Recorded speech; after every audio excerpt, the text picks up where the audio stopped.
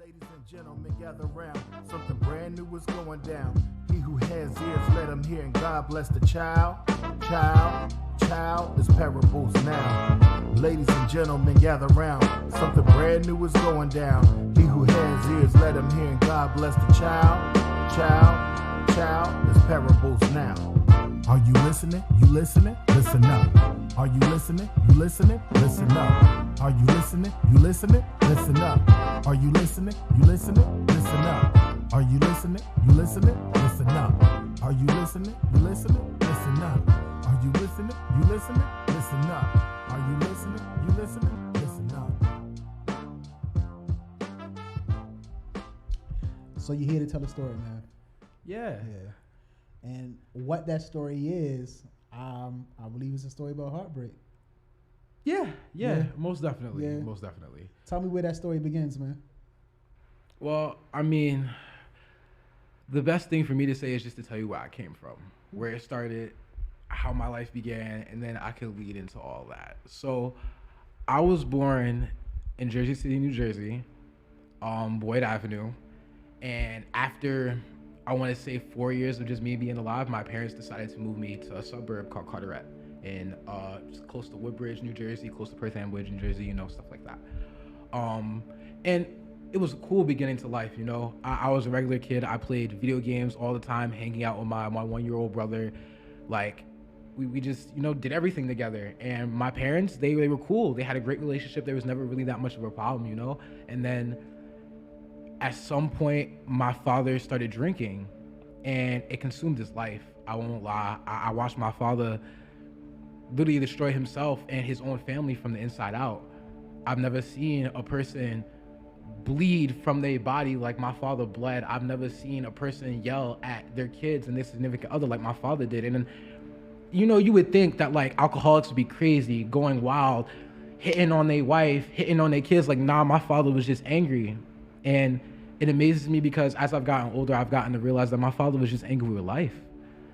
He tried so hard to be such a great dad, and then when everything starts to fall apart, he does everything he can to keep it together, and he can't. Why? Because he's not going to live for that long.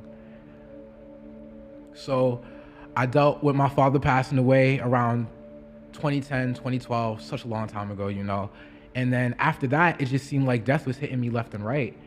After that, I lost my mom's father, my grandfather, Pop, one of the greatest influences of my life. I felt like at one point in time, I could tell him everything and anything. I felt like no matter how many times I went to my grandmother's house, even if I got bored, I can go downstairs and he could tell me any story, something to excite me no matter what. I used to talk to that man about Nat Geo Wild and history and stuff like that, and it's things that I don't even talk about now. And then another year passes and his father passes away. And my great-grandfather was a great light in my family's life because it gave us something to do during the year. Every Thanksgiving, every birthday in April, we used to go visit him in South Hill, Virginia. And it was, for me at least, it was one of the greatest things ever. I got to see different parts of my family and see a different world. I live here now, but it's like growing up in Jersey in that suburb when you see open fields and land and your family telling you like you own this technically, this is your grandfather's. It's like, that's crazy. And then you're so used to going to that house every single summer, every time with your cousins and your family, and then up out of nowhere, it's like he passes away. Your other cousin that lives down the way, she loses the house because of some mishap, and now you're just walking around, thinking about what you're going to do during Thanksgiving in April, his birthday and whatnot. And then for me, man, middle school starts. I'm still getting over my dad. It was 6th grade, man, and I remember it perfectly. It was like one of my first 2-3 weeks of school, man, and I was in my language arts class. And my teacher's looking at me, and she's like, Josh, what's wrong? And I just look at her, and I tell her, like, I can't do this. I don't want to live. I don't want to be here. Like, I'm tired of this. Like, and she literally pulled me up in front of my class and started to talk to me in tears. Like, she's crying with me, sweating. I'm crying with her, sweating. Like, it was probably one of the biggest moments of my life because I realized that I was really hurt over my father dying. As I told you earlier, as everybody doesn't know, like, I had a moment in my life with my dad when we were younger, like, yo, I questioned him, do you love me? Like, do you care about me? It's, mind you, 6, 7 years old, questioning your father like that, like, that's crazy. But it was all because, like I said, the way he treated my brother because he had cerebral palsy, the way he treated my sister because she was technically an only child in a way, like it was just a lot for me being the youngest of all of them. You know, I'm literally the youngest of four, and then you look at it and it's just like I feel like I'm the oldest. Like I feel like I have to do everything. Me and my brother were just learning how to cook and clean, and I was doing all of it for my mom. And yeah, after a certain point, I started to ask my dad, like, yo, like, do you even care about me? And when he told me what he wanted to tell me, I didn't even listen.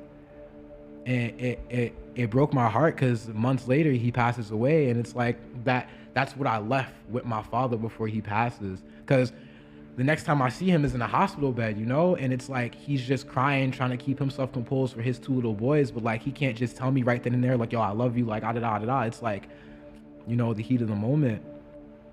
So, like I said, yeah, middle school, I'm trying my hardest to get through it, man. I've gone through so many ups and downs, but then just as I told you before, yo, I come up to this moment where I meet this kid, that little white boy, man. He changed my life, my friend Ian, yo. He brought me into a world of trust, of meeting people and experiencing new things.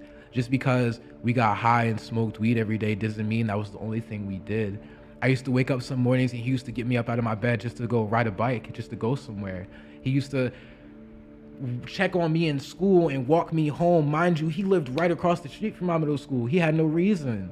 But just because he knew I lived a certain amount of distance, or I lived right there, because I lived in two different areas, you know, at the time, he was just like, yo, I got you. Like, and he walked me home. Like, and yeah, like this man came into my life and I met all these different people. My friend Joe, my friend Indy, Chris, there's so many of them. My best friend Malachi, like, and then, you know, we go through high school, we're getting through it, yo. We've been through so many ups and downs, yo, from drug dealers, gangbangers, whatever, yo. Like, we've been through it all. And then out of nowhere, after coming back from rehab, you expect all your friends to be on their shit. We all got caught up and went to rehab basically together around the same time, you know. And then life hits you hard and you wake up on a Friday morning and people are like, yo, Ian's dead. And you're like, what the fuck? How? You would think that everything was going so well, yo. We're just about to graduate senior year and everything is about to, you know, just be great. We're all about to do great things, live our lives like we always talked about. And then, like I said, you wake up that Friday morning, you're about to go to school and everyone's like, yo, your man's is gone. I had to call the other kid that I know just to verify, because I couldn't believe it. I couldn't believe it at all. A heroin overdose? Never a day in my life would I believe that. But, you know, stuff happens and that's what it had to be, yo. Only thing I could have wished throughout the whole situation is that somebody was there with him, yo. He died in his room by himself. And it hurts knowing that your best friend who was there for almost everybody and anybody that says they were there, you know, anybody and anybody, he does that alone. And after that, man, I can't say my life has gotten any worse or any better. I can't say my life has gotten any less crazier or any crazier. You know, I experienced my first ever like real relationship. I've had girlfriends and females before, but all my friends can tell you, yo, like, Josh doesn't last in relationship. Josh does not last with a girl ever. And this one little girl, bro, like, for the longest, yo, I used to just hit on her just because I felt like that was okay. You know, that was as far as I was gonna push my boundaries. And then one day, yo, I'm just like, nah.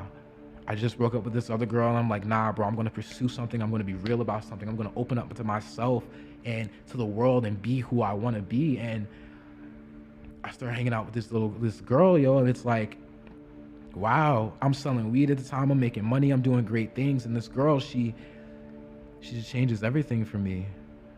I never thought a day in my life I would be able to love myself and love another person the way I loved her. Even still today, I love her to death and I'll do anything for her. But those 2 years literally was just happening, yo. It was like, it was the greatest time of my life. I never thought that, like I said, I never thought I could be happy with myself, with being okay and being in my own skin. Because mind you, during all this time, losing people, dealing with friends and stuff, I'm suicidal, I'm depression, I'm doing drugs, popping Percocets, I'm going hard, literally hard. I sat in a mental hospital for 3 weeks straight trying to figure out what I'm going to do with myself and for myself. You know what I mean? And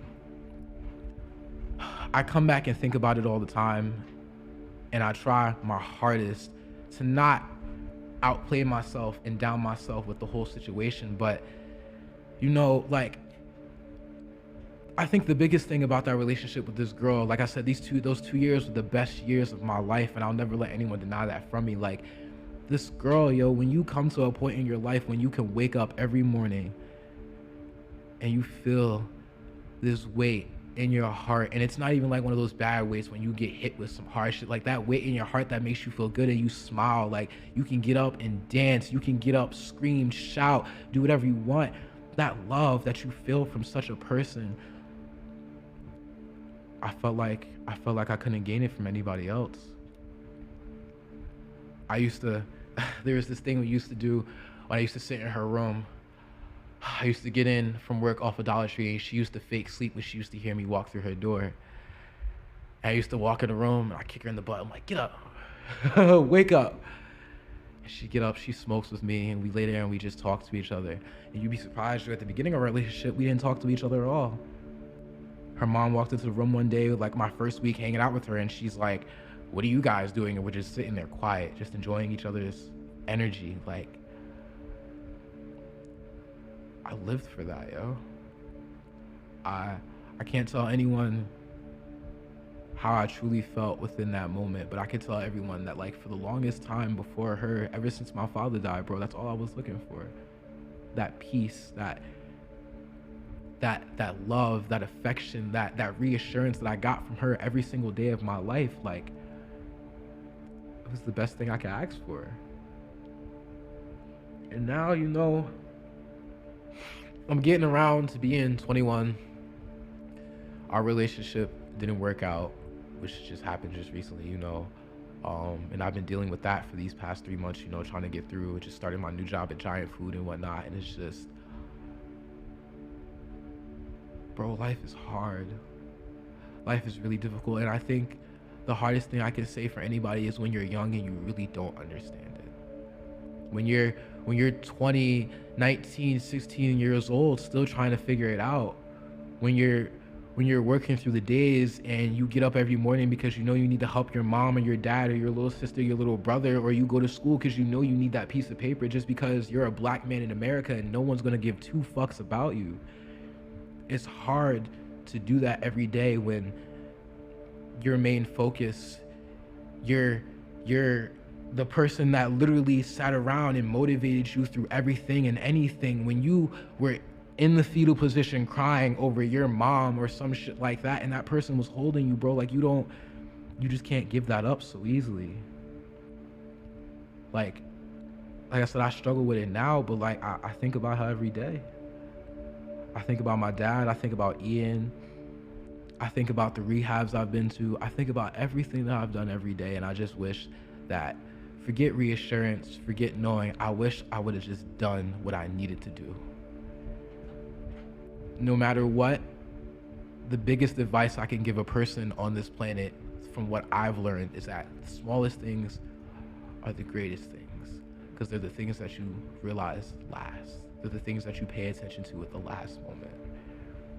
I tell that girl all the time, even though she doesn't want to hear it, like, bro, if you could just sit back, hold my head like you used to, and I fall asleep in your arms, bro, I would be the happiest man alive.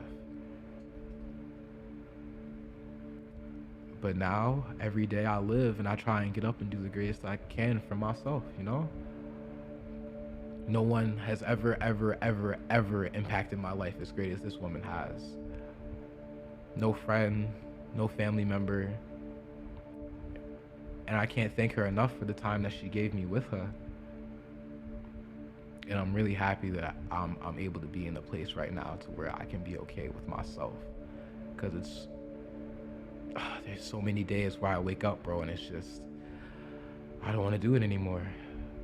Not even in the sense of like, you know, just like, you know, suicide. So I don't want to end my life. I just don't want to get up. I want to lay in my bed and cry because I lost my panda. I lost the girl of my dreams. I lost the girl I was supposed to spend the rest of my life with, at least in my eyes. But yeah, man, that's heartbreak, man. When you're able to understand and feel what you're going through and what's affecting you and how you're gonna deal with it. You're gonna wake up some days and be heartbroken from not even just a woman, but from something that somebody could have said to you, something that somebody could have felt about you, and it's gonna either shatter you or it's gonna make you a better person, and it's just how you do it. Yeah. Why did you choose to tell this story? What's your why? Because all the things I've been through in life, nothing compares to this.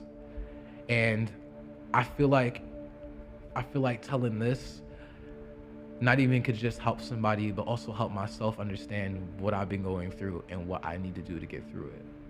Realize what I did wrong, because I know I did wrong. It took me a long time to realize that, and that's probably the greatest thing for me. But I did this for the simple fact that, like I said, it can help somebody, it can help myself understand. It's literally just understanding. Because no matter what, you're gonna go through life and have so many questions, and nobody is gonna have the answers for you. I can personally say, like, you're gonna get answers, but the answers all depend on how you take it. The answers are gonna flow through, and you're gonna understand them and take them whatever and how in your way. You know what I mean? And at the end of the day, that's just everything to me. I need, I want these questions answered, and I'm gonna do my best to do that within myself. What did you learn from the situation?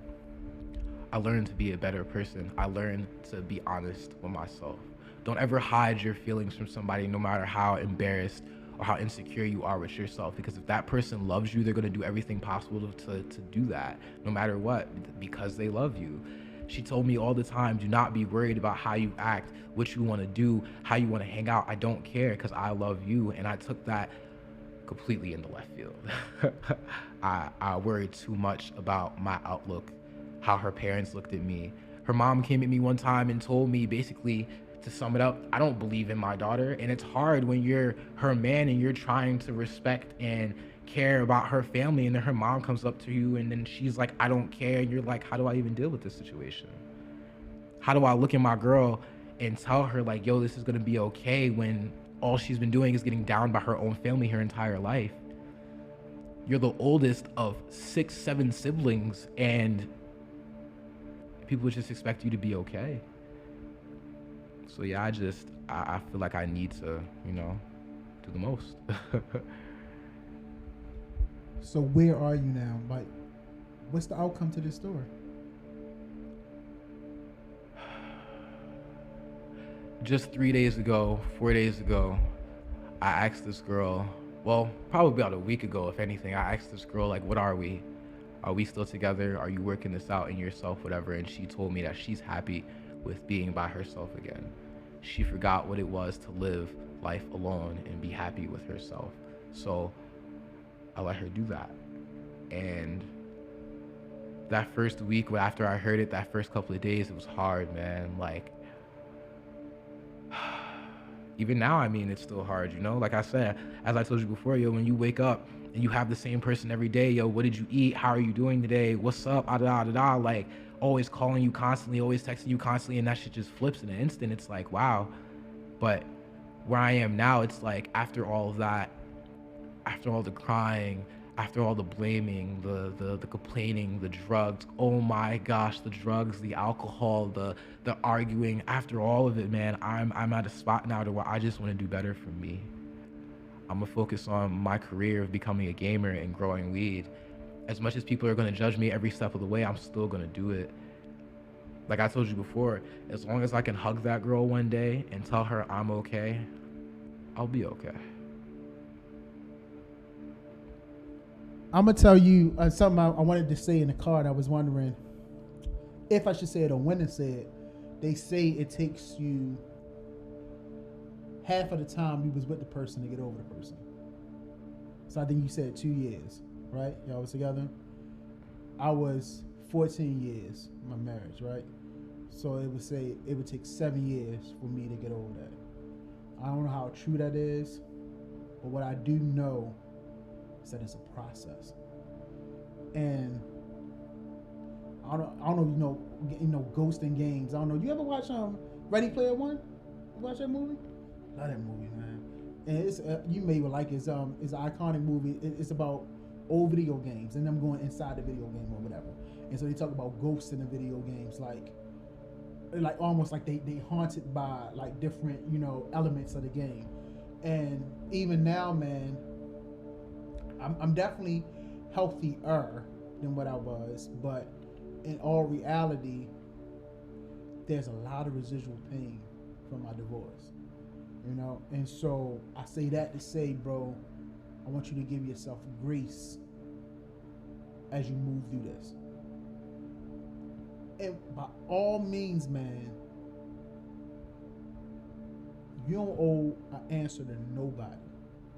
Like, however you decide to maneuver past this, you don't owe an answer to nobody. As your brother, I'm gonna be there for whatever. Because my job is to just love you. So whatever it is you're going through, my job is just to be there, just to love you and speak life to you, and to look beyond your moment now, because that's what this guy did for me, right? Because when you win it, I can't see past the moment. But I'm 19 years, right? We talk about the difference. 19 years. I'm telling you, I can see past your moment.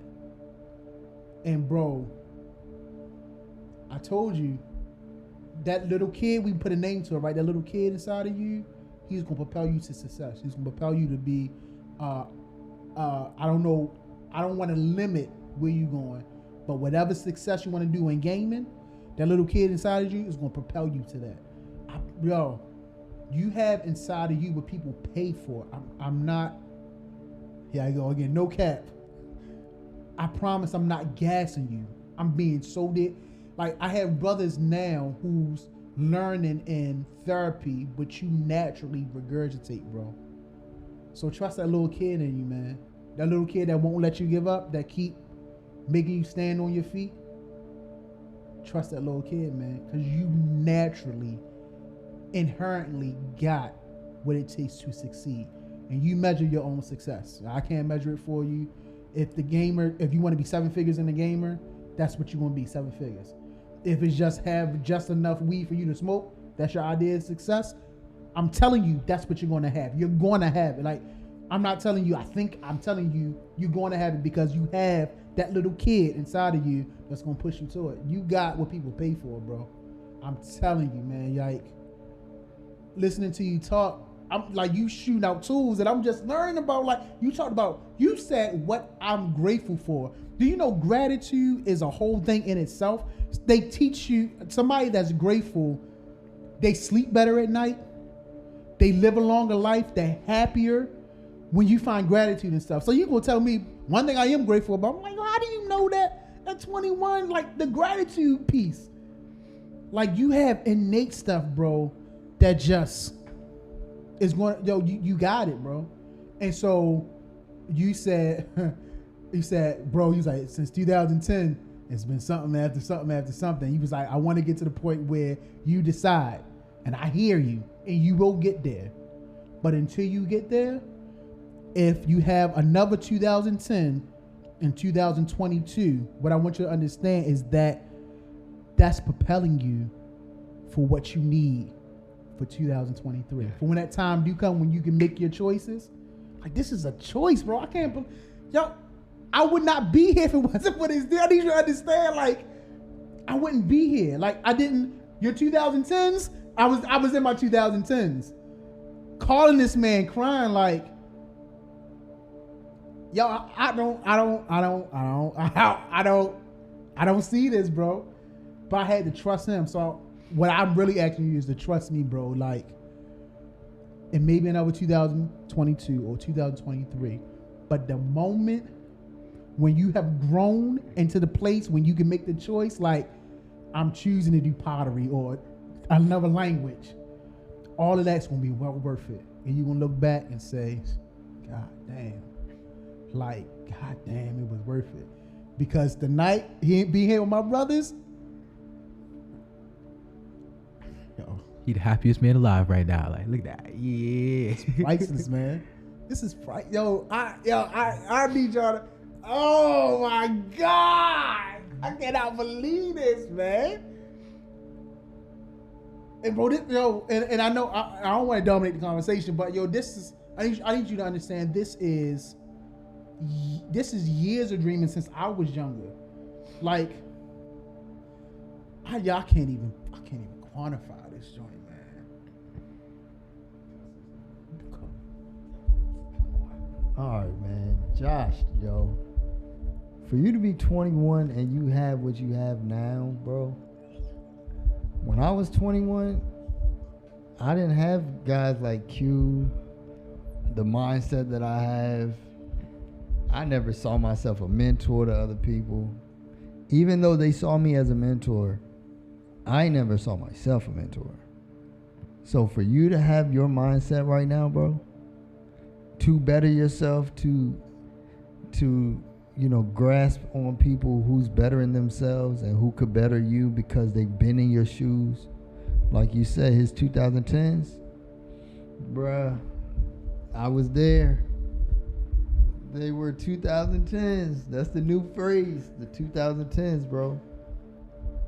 But for you to not even be in your 2010s no more, man, you just gotta look at it like everything that happens in life is a positive at the end. Just like you said, at the end of the tunnel, he sees the positive.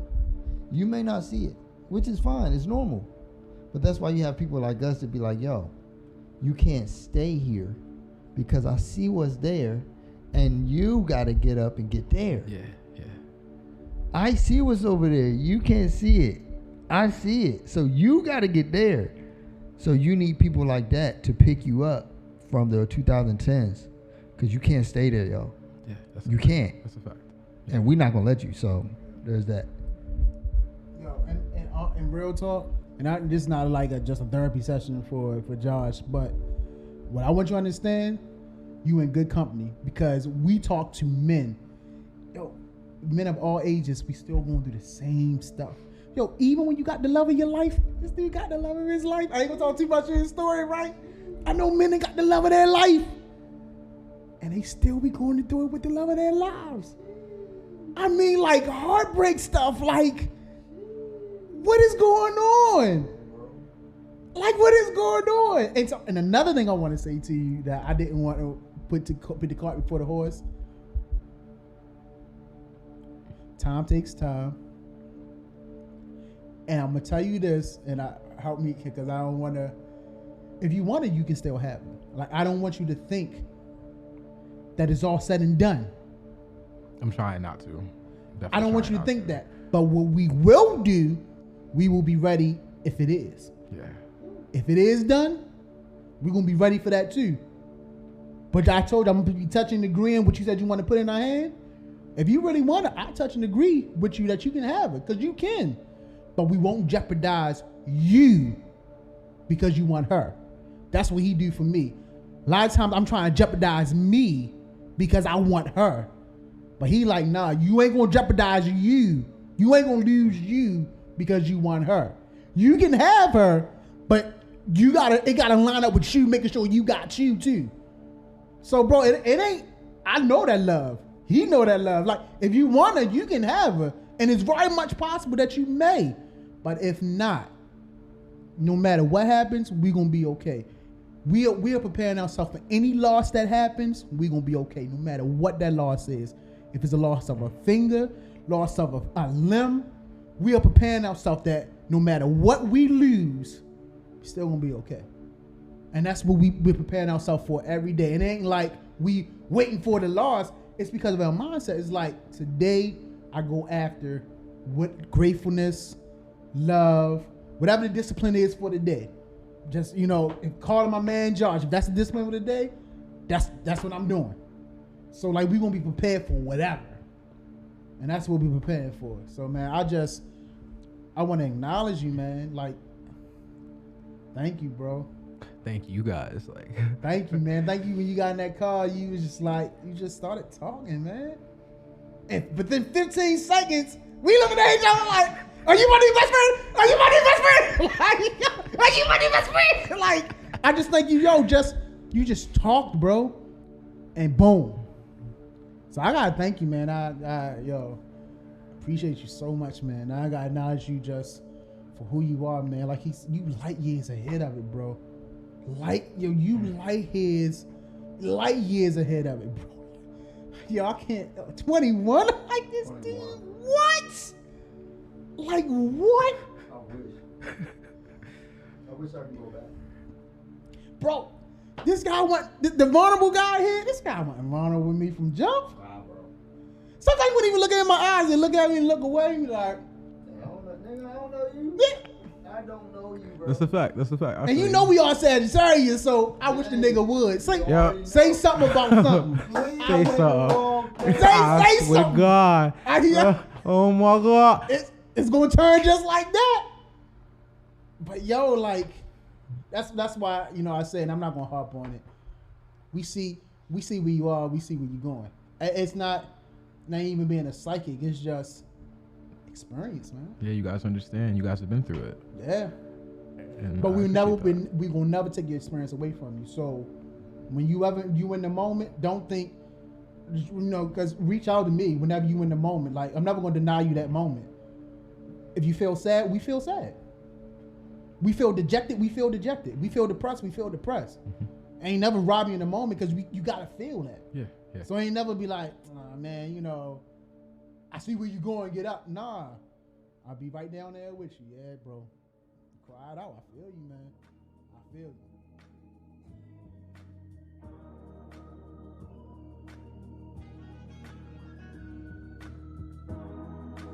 This episode recorded at Bench Productions. Engineered by Wayne Brooks Jr. Theme song by High for Sunrise Entertainment. Parables Now is a partnership with real people to make a real impact all around the world.